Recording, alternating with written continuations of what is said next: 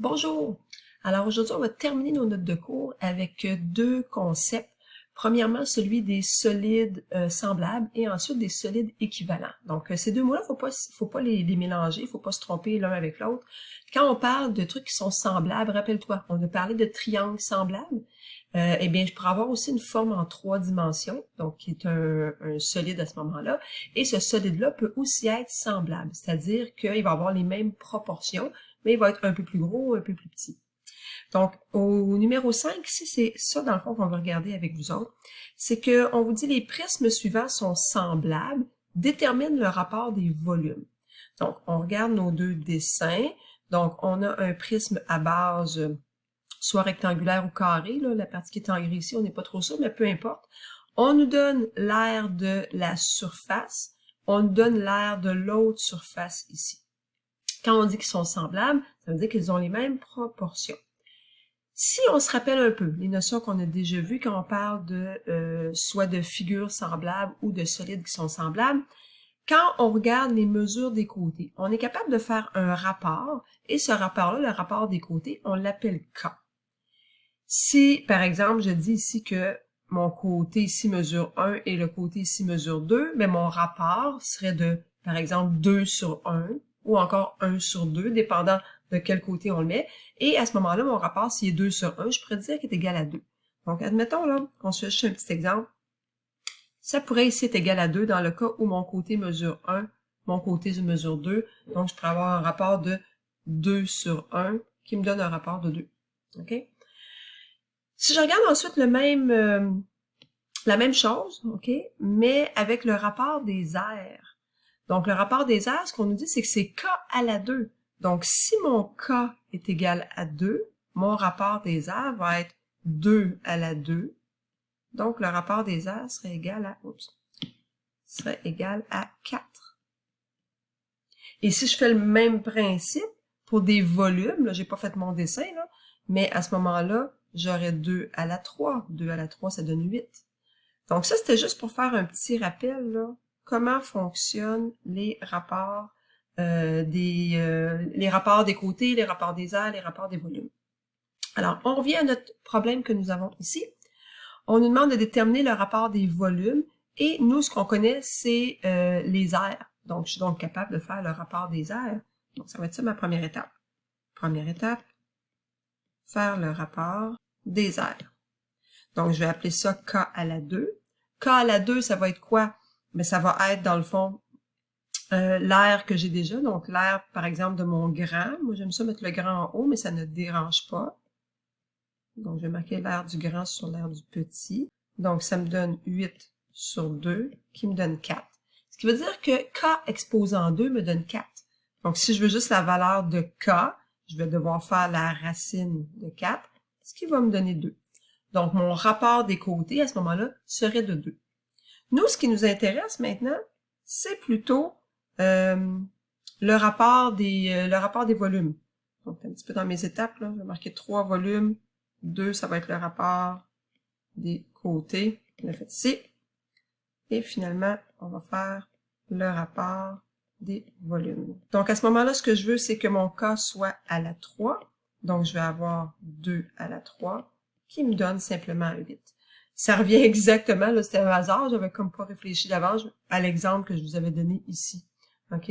Donc, mon rapport des côtés est égal à 2, mon rapport des aires est égal à 4, et mon rapport des volumes est égal à 8. Donc, la réponse est simplement 8. Il n'y a pas d'unité. Parce que quand tu regardes qu'est-ce que c'est ton rapport, c'est par exemple une aire divisée par une aire ou un volume divisé par un volume. Donc, si tu divises des mètres carrés par des mètres carrés, il ne te reste plus rien. Donc, tu n'as pas d'unité. Ton rapport est simplement, on s'en va faire un autre numéro. Donc, le dernier numéro des notes de cours. Donc, ici, qu'est-ce qu'on nous dit? On nous dit qu'on a un cube et une pyramide à base carrée. Donc, on a le cube ici et on a une pyramide à base carrée. Sachant que l'arête d'un cube mesure 6 cm, donc ça veut dire que chacune des arêtes mesure 6, vu que c'est un cube, et que la hauteur de la pyramide est de 4,5 ici, détermine l'aire totale de la pyramide.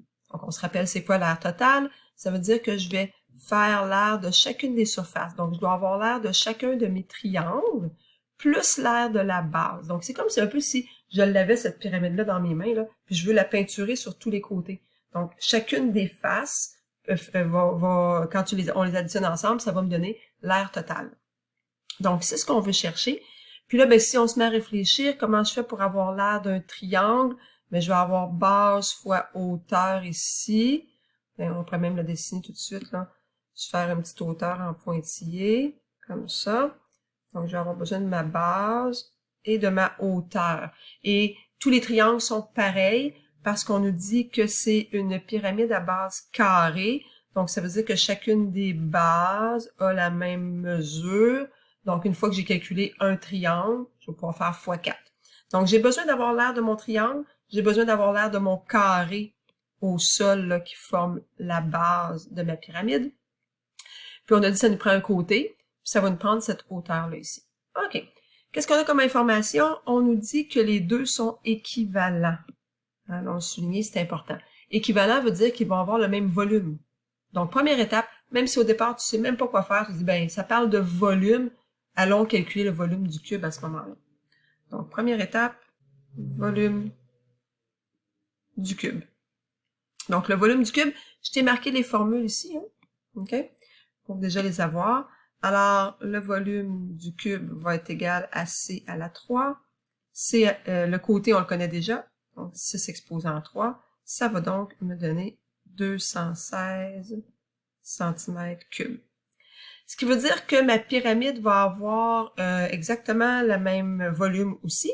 Et quand on regarde, qu'est-ce qu'on connaît à ce moment-là pour le volume de la pyramide? Ben, on connaît le volume. On vient de le trouver, ça va être 216. La hauteur de la pyramide, je la connais. Donc, la hauteur, c'est de 4,5 ici. Le 3, bien naturellement, je le connais. Donc, ces informations-là vont me donner quoi? Vont me donner l'aire de la base. Donc, allons calculer l'aire de la base de la pyramide. Donc, on va réécrire en fait que le volume du cube est égal au volume de la pyramide parce qu'ils sont équivalents. Donc, une petite justification. Ensuite, le volume de la pyramide, je vais écrire sa formule.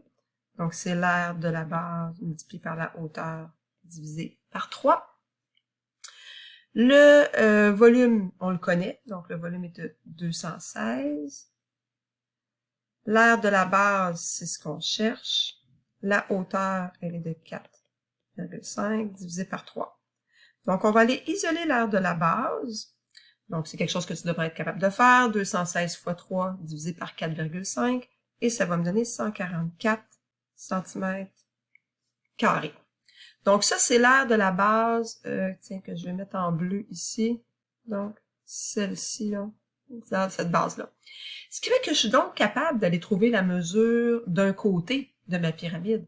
Parce qu'on a dit que c'est une base carrée, et là, j'ai l'aire de la base, je suis donc capable de trouver la mesure du carré. Donc, troisième étape, un côté de la base de la pyramide. Donc, l'aire de la base est égale à C2.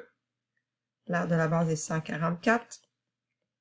Ce qui fait que la valeur d'un côté est de 12 cm. Je peux aller l'indiquer sur mon dessin. Ça mesure 12, ça mesure 12.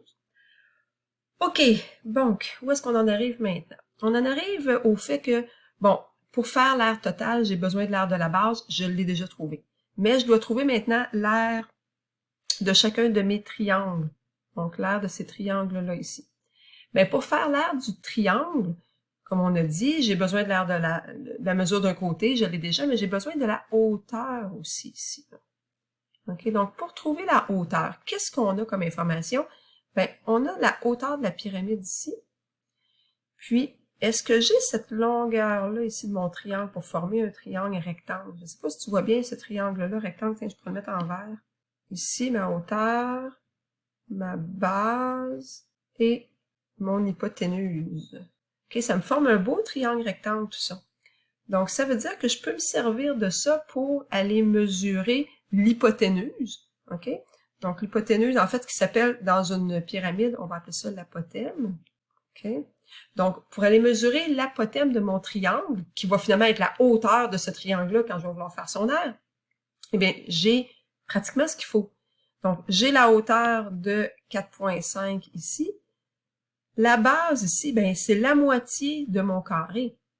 Parce que, étant donné que ma pyramide est pareille en tous sens, ce qui veut dire que ce grand côté-là, ici, je vais le diviser en deux pour avoir le côté de la base de mon triangle. Donc, je suis capable de savoir, là, rapidement, on va faire le calcul, là, mais rapidement, juste à l'œil, je sais que ça vaut 6, parce que 12 divisé par 2, ça fait 6. Donc, je vais être capable d'aller chercher l'apothème. Donc, c'est ce qu'on va faire maintenant. Donc, quatrième étape, mesure de l'apothème. Donc, je vais me refaire un petit dessin, là, vu que j'ai plus accès à mon image en haut. Alors, ça mesure 4,5. Ici, on va le trouver, puis l'apothème, c'est ce qu'on va chercher ici. Donc, je vais commencer par, bon, appeler ça un peu comme quand on fait Pythagore, là, parce que c'est ce qu'on va utiliser. Donc, le côté A, le côté B, le côté C. Donc, je vais commencer par trouver la mesure du côté B. Donc, ici, côté B. Donc, je vais dire que c'est 12 divisé par 2 égale 6, car la moitié côté du carré. Donc, juste me faire une petite justification. Donc, c'est ici, on vient de dire que c'est égal à 6, ce qui va me permettre, avec Pythagore, de trouver la mesure de C. Avec Pythagore, trouver C. Donc, C2 est égal à A2 plus B2. Donc, je vais avoir 4,5 à la 2 plus 6 à la 2. Je vais passer tous les détails du calcul, mais ça va me donner un côté qui est égal à 7,5 cm. Donc, ce 7,5-là, j'aime toujours ça, aller l'ajouter sur mon dessin, l'apothème, 7,5. Ce qui veut dire que je vais être capable maintenant d'aller faire l'aire de un des triangles qui comporte ma pyramide. Donc, je vais faire l'aire de un triangle, et comme tous les triangles sont pareils, je vais pouvoir faire x4 par la suite. Donc, je suis rendue à l'étape numéro 5, aire d'un triangle. Donc, c'est la base fois la hauteur divisée par 2, 12 fois 7,5 divisé par 2, qui me donne 45 cm². Donc, ça m'amène finalement à faire l'aire totale. Tiens, je vais te la laisser calculer, ça va être la question ratio. Donc, calcule-moi l'aire totale. Donc, on a l'aire d'un triangle, on a l'aire de la base de la pyramide. Calcule-moi l'aire totale avec ça.